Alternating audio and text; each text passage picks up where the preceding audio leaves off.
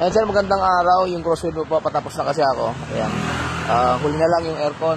Yung complaint mo na walang lamig yung likod. And papakita ko sa inyo kung bakit walang lamig yung likod. Ayan, minsan kasi iniisip natin, barado. Pero importante pa rin talaga yung mapacheck nyo lagi sa inyong trusted na aircon technician o kung saan pa man. Kung wala naman, welcome po sa Almor Outdoor. Ayan, Isuzu Crosswind. Ayan. Walang lamig yung likod, yung harap mayroon konti, pero hindi ganun kalamig. Iniisip nila na dahil sa harap lang din naman, malamig na, okay na. Ang complaint lang naman nila kapag may sakay sa likod ay wala talagang lamig yung likod. Ang dahilan, papakita ko sa inyo. Saan? Ito po yung crosswind nyo. Ayan, pa-check na lang.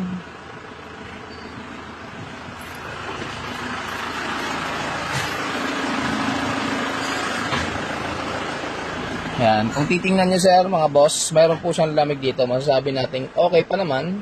Pero pag pumunta po kayo dun sa likod, ayan, sir, okay na rin po yung dome light nyo. Functioning na po. Pag sinara natin yung pinto, sarado na rin po siya. Ayan.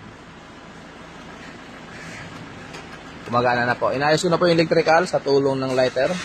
Ayan, okay na. Technique na yun ng mekaniko kung paano ayusin. Ayan, may lamig pa dito. Masasabi natin okay pa para pag sa dalawahan. Pagdating dun sa likod, wala pong lamig. Papakita ko sa inyo sa harap kung bakit.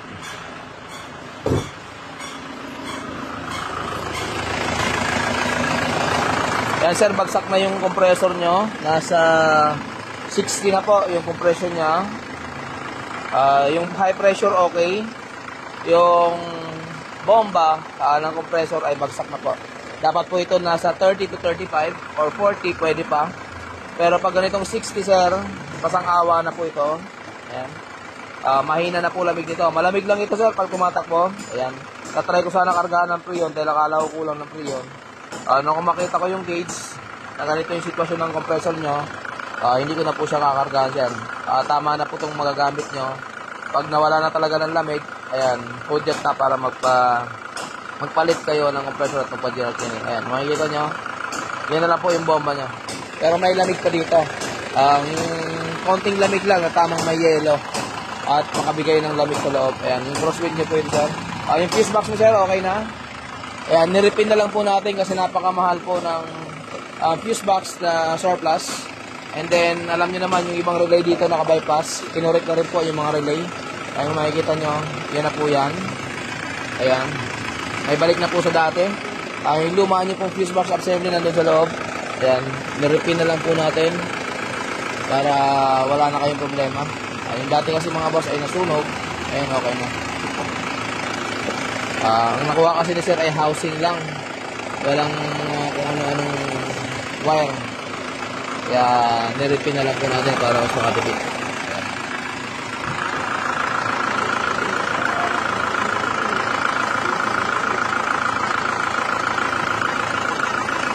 Budget mo na lang sir yung compressor mo. Thank you.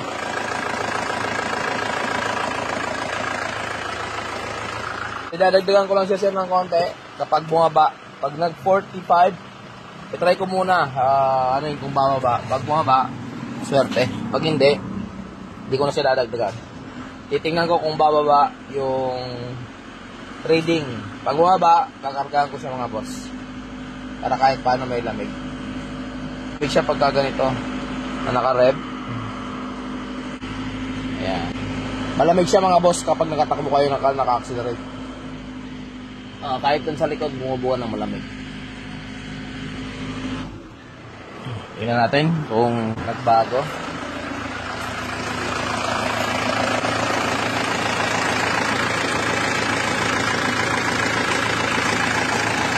Sa 50. Tingnan pa natin. Kung bumabalik sa 40-45, magre-release tayo ng hangin and then add tayo ng freon. Pero gumagalaw-galaw na sir, budget ka na. Ibig sabihin may time na maganda bomba, may time na pangit. Andito yan kanina.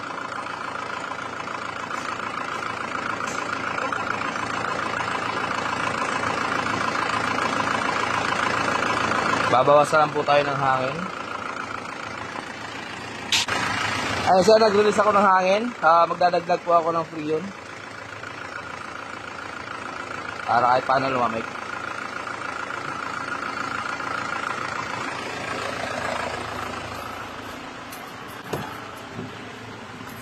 Ayan, malamig na malamig na.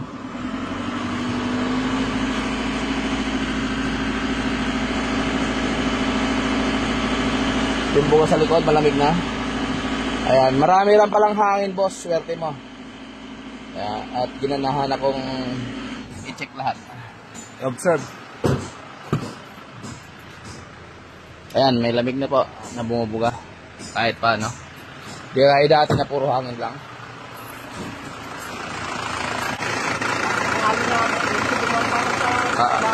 Okay lang. Ayan, bumalik na sir sa normal. Nag 45 na. Nagdagala ko sir ng hangin. Sobrang dami ng hangin. Naitakbo ng kulang yung freon and nagdagdag ng hangin. And then di ko alam, baka nagpakarga kayo ng local na freon. Pag yung local kasi mga boss, nag-perform siya ng hangin. Ayan, napakalamig na.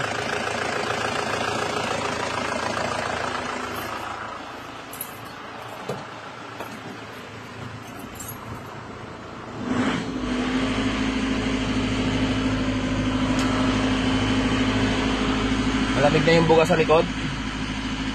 Abot na po dito yung buga. Malamig.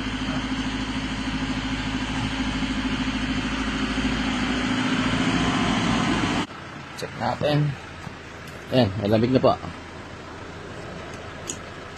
Ayan.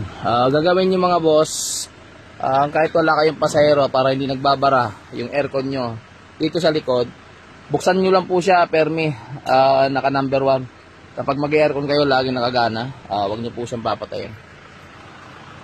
Ay, may dumating po tayo. Timing belt.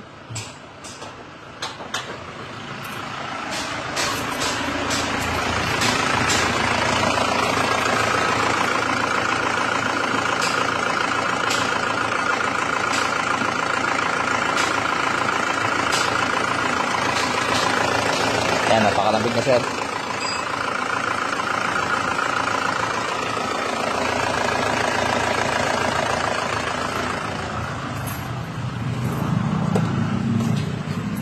Lamig na sir dito sa harap at sa likod.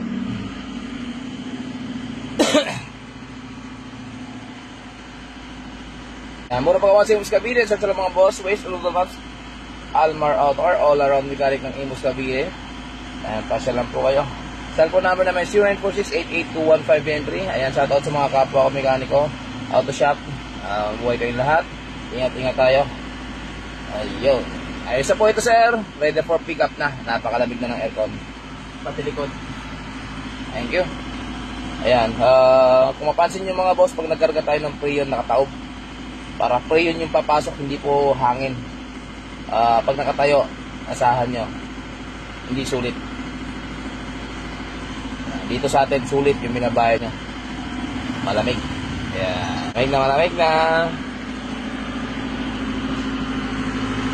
Ayos po.